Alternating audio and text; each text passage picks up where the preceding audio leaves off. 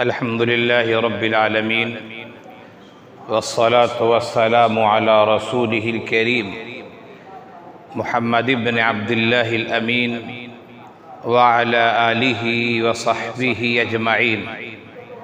أما بعد، فقد قال النبي صلى الله عليه وسلم: بني الإسلام على خمس: شهادة أن لا إله إلا الله وأن محمدًا عبده ورسوله إلى آخر الحديث. صدق الرسول النبی الکریم صلی اللہ علیہ وسلم. میرے عزیز طلبہ اور دینی بھائیوں، گزشتہ ہفتے سے پیوستہ میں نے ارکان اسلام پر گفتگو کا آغاز کیا تھا، اور اللہ تعالیٰ کی صفت جو وحدانیت ہے، اور ہمیں اور آپ کو توحید پر ایمان لانا ضروری ہے، یقین کرنا ضروری ہے، اس پر تفصیل کے ساتھ گفتگو ہوئی تھی. آج کی جو گفتگو کا موضوع ہے وہ ہے نبی پر ایمان لانا، خاص طور سے آخری نبی محمد بن عبداللہ علیہ السلام پر ایمان لانا اور ان کی نبوت اور رسالت کی گواہی دینا. اللہ کے رسول صلی اللہ علیہ وسلم نے ارشاد فرمایا کہ اسلام کی بنیاد 5 چیزوں پر ہے. ان 5 چیزوں میں سے پہلی بات جو ہے وہ شہادت ہے، اور شہادت میں 2 چیزیں بیان کی گئی ہیں. ایک ہے اللہ کی وحدانیت کی شہادت دینا، اور ایک ہے محمد صلی اللہ علیہ وسلم کو اللہ کا بندہ اور رسول ماننا. تو پہلی چیز ہے شہادت، جس میں 2 باتیں آتی ہیں. پھر اس کے بعد نماز ہے، روزہ ہے، حج ہے اور زکوٰۃ ہے. یہ 5 ہیں جو اسلام کے ارکان ہیں. شہادت جس میں 2 باتیں ہیں لیکن شمار میں ایک ہے شہادت، پھر نماز ہے، روزہ ہے، حج ہے، زکوٰۃ ہے. انشاءاللہ جیسے جیسے موقع ملے گا، موقع و محل کی مناسبت سے آئندہ دوسرے پہلوؤں پر یعنی دوسرے ارکان پر گفتگو کی جائے گی. آج کا موضوع جیسا کہ میں نے بتایا آپ کو کہ اللہ کے رسول صلی اللہ علیہ وسلم کو اللہ کا بندہ اور رسول ماننا، تسلیم کرنا، یہ اسلام کے ارکان میں سے ایک رکن ہے. ایمانیات کی جو باتیں آتی ہیں، ان ایمانیات کی باتوں میں ایک بات یہ بھی ہے رسولوں پر ایمان لانا، اللہ کی وحدانیت کا اقرار کرنا، فرشتوں پر ایمان لانا، رسولوں پر ایمان لانا، اللہ کی کتابوں پر ایمان لانا، آخرت کے دن پر ایمان لانا، قیامت کو ماننا اور تقدیر پر ایمان لانا. یہ وہ باتیں ہیں جن کو ہم ایمانیات کہتے ہیں. ایمان مجمل اور ایمان مفصل میں آپ نے ان باتوں کو پڑھا ہوگا.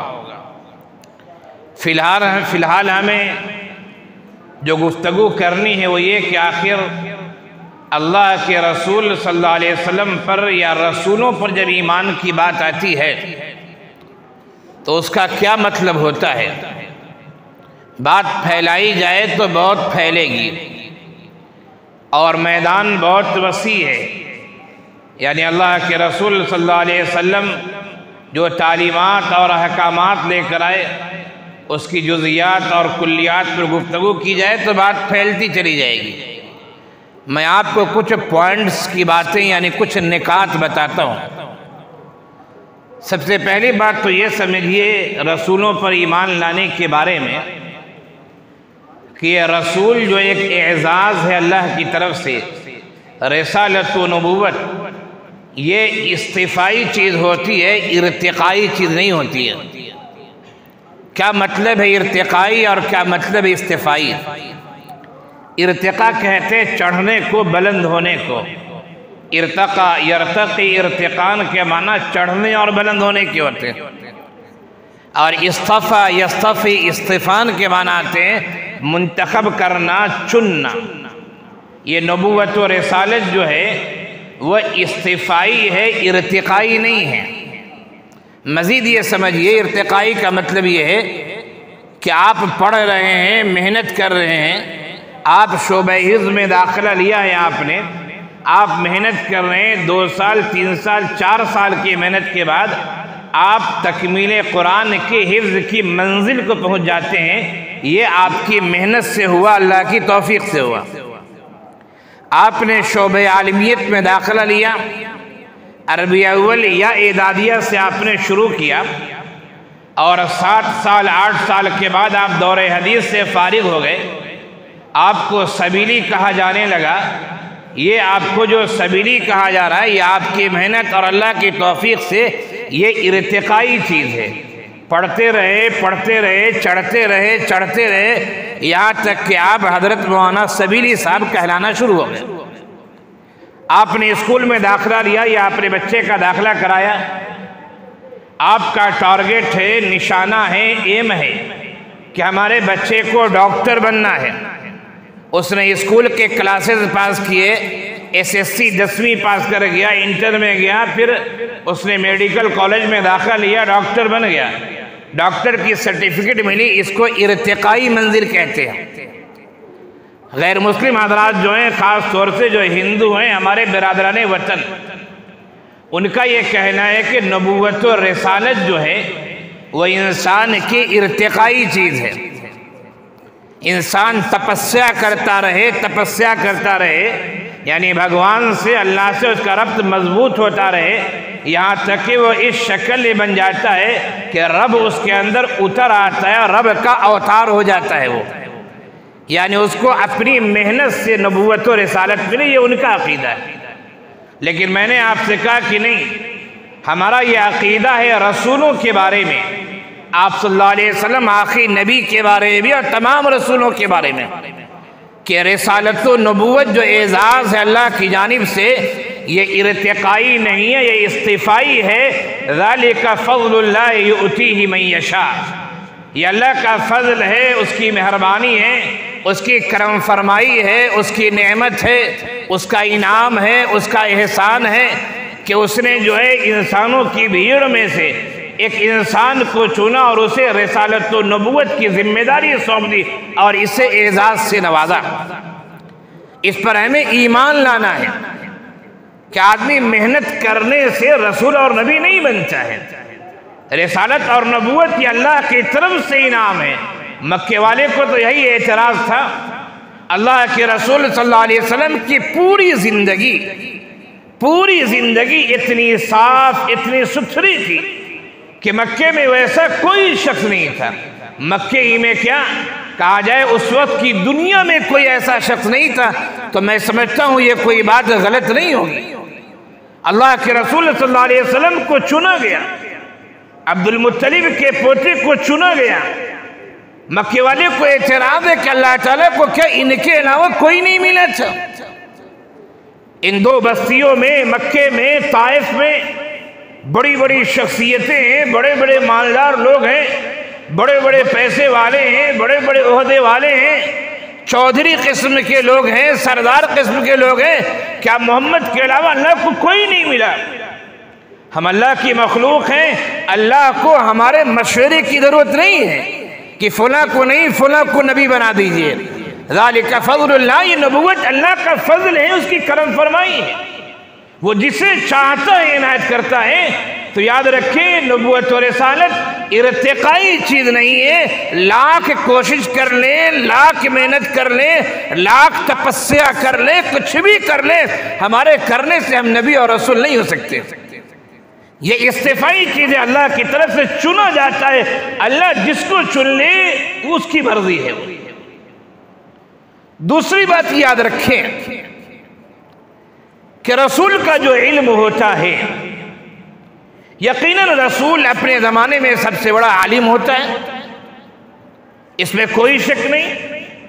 اور اللہ کے رسول صلی اللہ علیہ وسلم جو آخری نبی ہیں، وہ پوری کائنات میں اللہ کی جتنی مخلوقات ہیں، جتنی مخلوقات ہیں ان میں سب سے بڑے وہ عالم ہیں، ان سے بڑا عالم کوئی نہیں ہے۔ آپ کی تعلیمات سے واضح اشارہ ملتا ہے اور وضاحتیں ملتی ہیں کہ آپ نے پیشن گوئیاں دیں اور ایسی ایسی باتیں بتائیں کہ انسان کے تصور میں نہیں ہو سکتا ہے کہ ایسی بات بھی ہو سکتی ہے۔ رسول کا علم سب سے زیادہ ہوتا ہے، یاد رکھیے، اس میں کوئی شک نہیں ہے۔ غزوہ خندق کا موقع ہے، حضرت سلمان فارسی رضی اللہ عنہ کے مشورے سے خندق کھودی جا رہی ہے۔ مکے والے ہی نہیں بلکہ مختلف قبائل نے مل کر یک بیک مدینے پر حملہ کر دینے کا ارادہ کیا ہے۔ ایک قوم یا ایک قبیلہ حملہ کرے تو بات نہیں بنے گی، مختلف قبائل نے میٹنگ بنائی اور سب کے افراد جمع ہوئے اور یہ کہا کہ یک بیک مدینے پر حملہ کر دینا ہے، مسلمانوں اور نبی کا کام تمام کر دینا ہے۔ اللہ کے رسول صلی اللہ علیہ وسلم کو پتہ چل گیا کہ ایسی ایسی پلاننگ ہو رہی ہے، کچھ مہینوں میں یا کچھ دنوں میں حملہ ہونے والا ہے۔ صحابہ کرام کو جمع کیا گیا کہ ایسی ایسی خبر ملی ہے اور خبر یقینی ہے، ذرا یہ بتاؤ کیا کرنا ہے۔ حضرت سلمان فارسی رضی اللہ عنہ نے کہا میں سمجھتا ہوں ایک کام کیا جائے، مدینے کی جو آبادی ہے اس آبادی کے کنارے میں ایک طرف تو پہاڑ ہے، جدھر سے آنے جانے کا راستہ ہے، وہاں پر خندق کھود دی جائے، بڑے بڑے گڑھے کھود دیے جائیں کہ کوئی ادھر سے آنا چاہے تو ہماری آبادی میں نہیں آ سکتا۔ گھوڑے کو کوئی لانا چاہے گھوڑے نہیں آ سکتے، گھوڑے کے پھاندنے کی بھی ایک لیمٹ ہوتی ہے۔ اللہ کے رسول صلی اللہ علیہ وسلم کو یہ بات بہت پسند آئی، اور یہ حجاز کا فارمولہ نہیں تھا، یاد رکھیے، حجاز میں خندق نہیں کھودی جاتی تھی، یہ فارمولہ تھا ایران کا، فارس کا، جہاں کہ حضرت سلمان فارسی رضی اللہ عنہ رہنے والے تھے، وہاں لوگ دشمنوں سے بچاؤ کے لیے ایسا کیا کرتے تھے۔ اسی وجہ سے کہا گیا ہے الحکمت واللۃ المؤمن حیث وجدها فهو احق بها۔ حکمت، دانشمندی، عقل مندی، دور اندیشی، یہ مومن کا گمشدہ مال ہے، جہاں بھی اسے حکمت کی بات ملے اسے لے لینا چاہیے۔ خندق کھودنا یہ مدینے اور مکے کی بات نہیں تھی، یہ فارس کی بات تھی، لیکن حضرت سلمان فارسی رضی اللہ عنہ کے مشورے کو اللہ کے رسول صلی اللہ علیہ وسلم نے قبول کیا۔ خندق کھودی جا رہی ہے، صحابہ کرام بھوک کی وجہ سے پریشان ہیں، اور یہ نہیں کہ صرف صحابہ خندق کھود رہے، اللہ کے رسول صلی اللہ علیہ وسلم بنفس نفیس بذات خود خندق کھودنے میں شریک ہے۔ آپ کے ہاتھ میں بھی پھوڑے ہیں، خندق کھودی جا رہی ہے، درمیان میں ایک بڑا سا پتھر آ جاتا ہے، بڑی سی چٹان آ جاتی ہے۔ صحابہ کرام اللہ کے رسول صلی اللہ علیہ وسلم کو خبر دیتے ہیں بڑی سی چٹان ہے، اسے کیسے ہٹایا جائے۔ اللہ کے رسول صلی اللہ علیہ وسلم آتے ہیں، اس پر لوہے کی گرز مارتے ہیں، جس کو آج کی زبان میں کہا جائے سبل مارتے ہیں، اور پھر اس کے بعد وہ پتھر ٹوٹتا ہے، اس میں سے چنگاری نکلتی ہے۔ آپ صلی اللہ علیہ وسلم فرما رہے ہیں کہ میں قیصر و کسریٰ کے خزانے دیکھ رہا ہوں۔ صحابہ کرام بھوک سے پریشان ہیں، اپنے پیٹ کے کپڑے کو اٹھایا۔ اس زمانے میں لوگ بھوک کی وجہ سے پیٹ میں پتھر باندھ لیا کرتے تھے، لمبا پتھر، قبر سیدھی بھی ہو جاتی تھی، جھکتا نہیں تھا آدمی۔ صحابہ کرام نے شکایت کی بھوک سے پتھر باندھے ہوئے۔ اللہ کے رسول صلی اللہ علیہ وسلم نے اپنے دامن کو اٹھا دیا اور فرمایا کہ دیکھو تم لوگوں نے ایک پتھر باندھ رکھے ہیں، میں نے 2 پتھر باندھ رکھے ہیں۔ جب ذمہ دار بھی بھوکا رہتا ہے تو ماتحتوں کو بھی بھوکا رہنے میں مزہ آتا ہے۔ جب ذمہ دار بھی ماتحتوں کے غموں میں شریک رہتا ہے تو ماتحتوں کے لیے بھی غم کو جھیلنا ہلکا اور آسان ہو جاتا ہے۔ لیکن ذمہ داران عیش و مستی میں رہے اور ماتحتوں کو تقشف کی زندگی کا درس دیا جائے تو بات مؤثر نہیں ہو سکتی۔ اللہ کے رسول صلی اللہ علیہ وسلم خود دکھایا بھوکے ہو کر، تو میں یہ کہہ رہا تھا کہ نبی کا علم سب سے زیادہ ہوتا ہے، نبی کے مقابلے میں کسی کا علم نہیں ہوتا۔ یہ الگ بات ہے کہ نبی تواضعاً بہت ساری بات کہہ دیتا ہے۔ اللہ کے رسول صلی اللہ علیہ وسلم نے پتھر کو توڑا اور چنگاری اڑی تو فرمائے کہ میں قیصر و کسریٰ کے خزانے کو دیکھ رہا ہوں۔ لوگ تعجب میں پڑ گئے کہ ابھی تو باہر کی فوج آئے گی، مدینے کو اجاڑ لے جائے گی، اور قیصر و کسریٰ کے خزانے کو دیکھ رہے ہیں۔ لیکن نبی کی بات وہی کی بات ہوتی ہے۔ صحابہ کرام نے بصر و چشم قبول کیا، یقین کیا۔ ہجرت کا موقع ہے، حضرت ابوبکر صدیق رضی اللہ عنہ کے ساتھ اللہ کے رسول صلی اللہ علیہ وسلم اونٹ پر سوار ہیں۔ مکے میں خبر ہو گئی ہے کہ محمد نکل چکے ہیں، اور ان لوگوں نے میٹنگ کر کے یہ پروگرام بنایا کہ جو محمد کو زندہ یا مردہ لے آئے گا اس کو 100 اونٹ کا انعام ملے گا۔ لوگوں میں چیبی گوئیاں شروع ہو جاتی ہیں۔ سراقہ بن مالک چپکے سے نکلتے ہیں اور اللہ کے رسول صلی اللہ علیہ وسلم کو گرفتار کرنا چاہتے ہیں۔ جیسے وہ دیکھتے ہیں کہ سامنے اللہ کے رسول جا رہے ہیں اور سراقہ تیزی سے آگے نکلتے ہیں، لیکن ان کے گھوڑے کے دونوں پاؤں زمین میں دھس جاتے ہیں اور دھواں سا اڑنے لگتا ہے۔ ایک دفعہ ہوا، پھر گھوڑے کے پاؤں نکلے، انہوں نے قدم آگے بڑھائے، پھر دوبارہ ہوا، پھر قدم آگے بڑھائے، پھر دوبارہ ہوا۔ سراقہ سمجھ گئے کہ میں جیت نہیں سکتا۔ سراقہ نے آواز دی، ذرا رکیے گا، ذرا رکیے گا، امان کا طلبگار ہوں۔ اللہ کے رسول صلی اللہ علیہ وسلم کے پاس سراقہ پہنچتے ہیں، پوری بات بتاتے ہیں اور کہتے ہیں کہ مجھے لگ رہا ہے کہ ایک دن ایسا آئے گا کہ آپ غالب آ کے رہیں گے۔ مجھے امان لکھ دیجئے کہ جس دن آپ غالب آ جائیں گے مجھے سزا نہیں دیں گے، اس لیے کہ میں آپ کی گرفتاری کے لیے آ رہا تھا۔ حضرت ابوبکر صدیق رضی اللہ عنہ کو اللہ کے رسول صلی اللہ علیہ وسلم نے کہا امان لکھ دیا جائے، امان لکھ دیا، اور پھر اللہ کے رسول نے فرمایا اے سراقہ وہ وقت کیا ہوگا جب کسریٰ کے کنگن تیرے ہاتھوں میں ہوں گے۔ سراقہ کا تو دماغ چکرا گیا کہ ابھی تو جان جانے والی تھی، گھوڑے دھس گئے تھے، پریشان تھا، اور یہ محمد کہہ رہے ہیں کہ وہ وقت کیا ہوگا کہ کسریٰ کے کنگن تیرے ہاتھ میں ہوں گے۔ یہ ایسا علم تھا عام لوگوں کو بات سمجھ میں نہیں آ سکتی تھی، لیکن ہوا۔ حضرت عمر بن خطاب رضی اللہ عنہ کے زمانے میں جب کسریٰ فتح ہوا تو کنگن سراقہ کی خدمت میں پیش کیے گئے، اور بعض مورخین نے یہ بات لکھی ہے، میں نے پڑھی تو نہیں ہے لیکن سنی ہے میں نے، کہ سراقہ کی جب وفات کا وقت قریب ہو رہا تھا اور لوگ عیادت کے لیے آ رہے تھے، سراقہ نے کہا کہ اللہ کی قسم میں ابھی مروں گا نہیں۔ لوگوں نے کہا موت کا تو علم کسی کو بھی نہیں ہے، کب موت آئے گی کسی کو بھی نہیں ہے۔ کہا کہ نہیں، میں خدا قسم یقین کے ساتھ کہتا ہوں میں مروں گا نہیں ابھی۔ کہا کہ کیوں؟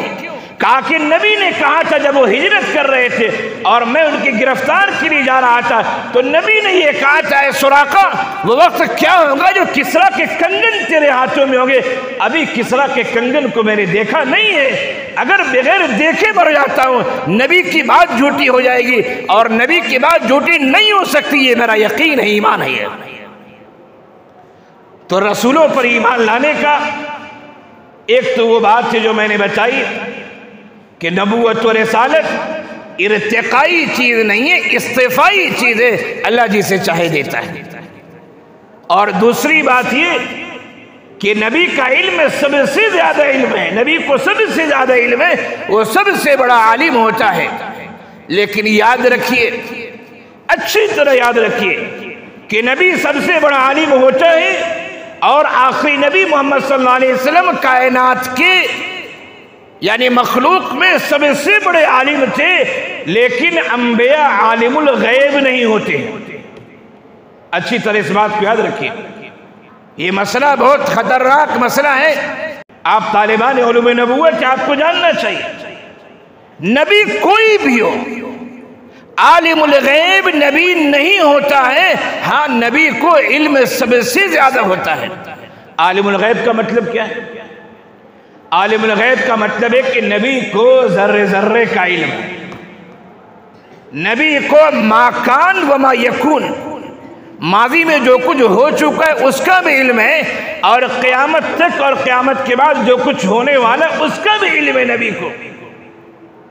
نبی عالم الغیب نہیں ہوتا ہے۔ قرآن کی ایک نہیں دسیوں آیتیں ایسی ہیں جو ہمیں بتاتی ہے کہ نبی عالم الغیب نہیں ہوتا ہے۔ ہاں نبی کا علم زیادہ ہوتا ہے۔ ہمارے کچھ بھائی ہیں وہ یہ کہتے ہیں کہ نبی بھی عالم الغیب ہوتے ہیں۔ ہم یہ کہتے ہیں کہ نبی اگر عالم الغیب ہو جائے، ما یکون ما کان و ما یکون کا علم ہو جائے، تو پھر اللہ کے علم میں اور نبی کے علم میں کیا فرق رہا؟ تو ہمارے بھائی حضرات یہ دلیل دیتے ہیں کہ فرق ہے۔ اللہ کا علم جو ہے وہ علم ذاتی ہے، اللہ کا علم کہیں سے آیا نہیں ہے، اللہ کا علم علم ذاتی ہے، اور نبی عالم الغیب ہے، نبی کا علم علم عطائی ہے، نبی کو اللہ کی جانب سے علم دیا گیا ہے، تمام چیزوں کا علم دیا گیا ہے۔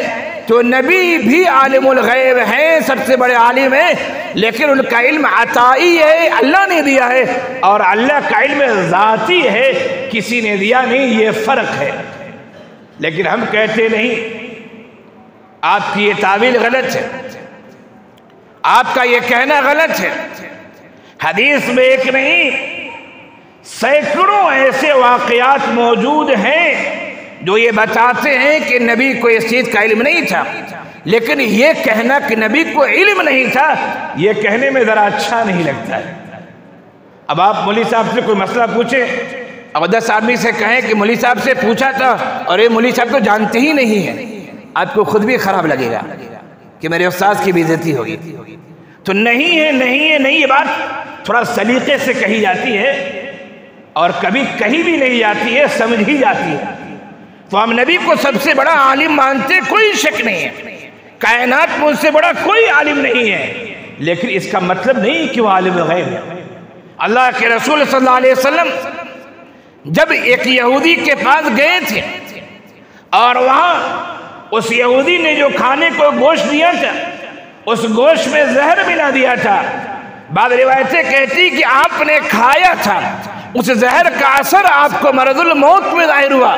کچھ لوگ کہتے ہیں آپ نے کھایا نہیں تھا، آپ کو حضرت جبرائیل نے بتا دیا۔ اگر نبی نے کھایا تھا تو ذرا یہ بتائیے کیا نبی عالم الغیب تھے؟ انہیں زہر کا علم نہیں تھا؟ اگر علم تھا تو پھر نبی نے کھایا کیوں؟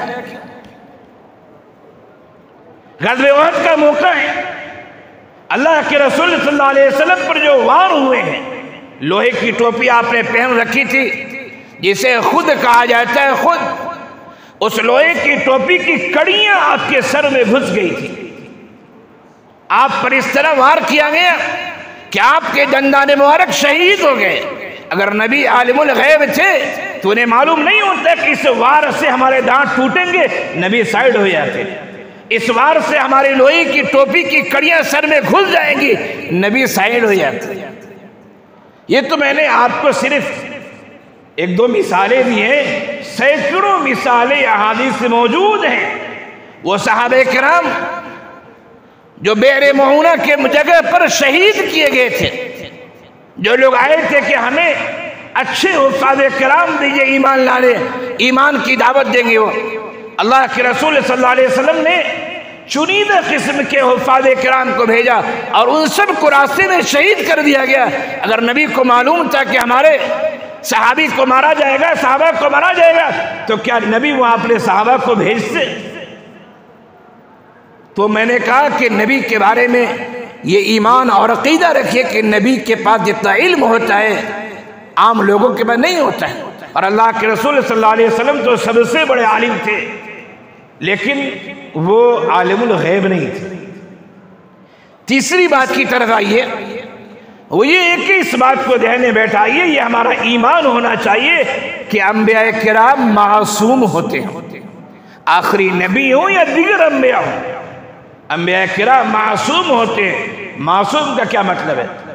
عصمہ کے معنی آتے، عصمہ محفوظ کرنا۔ انبیاء معصوم اور الخطأ ہوتے ہیں، انبیاء گناہوں سے معصوم ہوتے ہیں، انبیاء سے غلطیاں نہیں ہوتی۔ اگر انبیاء سے ہم غلطیاں مان لیں کہ ان کو احکام پہنچانے میں غلطیاں ہوتی ہیں، تو قرآن کریم نے کہا اطیعوا اللہ ورسولہ، یا اطیعوا اللہ واطیعوا الرسول۔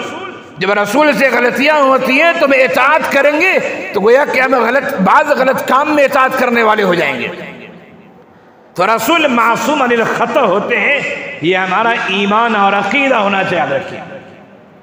اور چوتھی بات یہ کہ رسول بھی انسان ہوتے ہیں، اللہ کے بندے ہوتے ہیں، رسول کوئی فرشتہ نہیں ہوتا ہے۔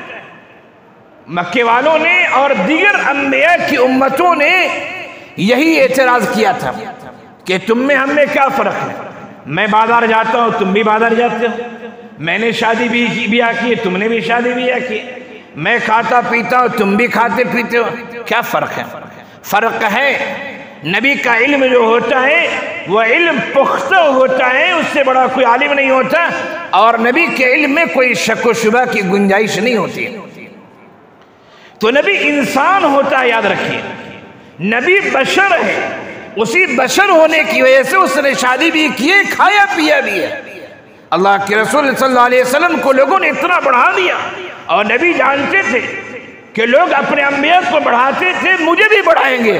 آپ نے فرمایا لا تطرونی کما اطرت النصارى عیسی ابن مریم فانا رسول اللہ انا عبد اللہ ورسولہ فقولوا عبد اللہ ورسولہ۔ اے لوگوں، مجھے اتنا بڑھا چڑھا کر مت پیش کرو جیسا کہ نصارہ نے حضرت عیسیٰ علیہ السلام کو بڑھا چڑھا کر پیش کیا۔ میں اللہ کا بندہ اور اس کا رسول ہوں، تم بھی کہو کہ میں اللہ کا بندہ اور رسول ہوں، یعنی میری رسالت پر، میری عبدیت پر یقین رکھو، ایمان رکھو۔ یہ رسول پر ایمان لانے کا متقاضی ہے کہ رسالت استفائی چیز ہوتی ہے، ارتقائی چیز نہیں ہوتی۔ نبی سے بڑا کوئی عالم نہیں ہوتا ہے، لیکن نبی عالم الغیب نہیں ہوتا ہے۔ نبی معصوم عن الخطا ہوتا ہے، گناہوں سے پاک ہوتا ہے، اور نبی اللہ کے بندے ہوتے ہیں، انسان ہوتے ہیں، ایسا نہیں وہ فرشتے ہوتے ہیں۔ اور آخری بات کہتا چلوں کہ نبی کا علم جو ہوتا ہے وحی الہی ہے، وَمَا يَنْتِقُ عَنِ الْهَوَىٰ إِنْ هُوَ إِلَّا وَحْيٌ يُوحَىٰ۔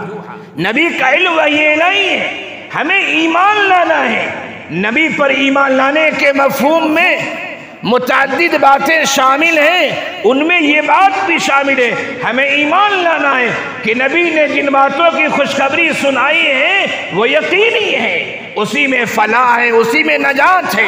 اور نبی نے جن چیزوں سے بچنے کی تعلیم دی ہے، گریز کرنے کی تعلیم دی ہے، اجتناب کی تعلیم دی ہے، ان چیزوں سے بچنے میں خیر ہے، اور بچنے ہی سے انسان جو نبی کا ماننے والا کہلائے گا، ورنہ منمانی کرتے رہے، نبی کے منہیات اور منکرات بتائے ہوئے سے آپ گریز نہیں کر رہے ہیں، مامورات پہ عمل نہیں کر رہے، تو اس کا مطلب ہے کہ پھر آپ کا ایمان جیسا ہونا چاہیے ویسا ایمان نہیں ہے۔ میرے عزیز طلبہ، کہنے کی تو اور بھی بہت ساری باتیں، لیکن جتنی باتیں کہی گئی ہیں، اللہ تعالیٰ سب سے پہلے کہنے والے کو، آپ سے جو مخاطب ہے، جو خطاب کر رہا ہے، سب سے پہلے اس کے ایمان اور عقیدے میں پختگی عنایت فرمائے، قلب و زبان سے، قلب و جگر سے بھی، زبان سے بھی، بیان سے بھی اللہ تعالیٰ ایمان میں استحکام کی کیفیت عنایت فرمائے۔ پھر یہ بات آپ تک پہنچی، آپ کے اندر بھی، اور پھر یہ بات جہاں تک پہنچے اللہ تعالیٰ ان سب کو سمجھنے کی، اپنے ایمان کو مستحکم رکھنے کی اللہ توفیق عنایت فرمائے۔ وآخر دعوانا ان الحمد للہ رب العالمین۔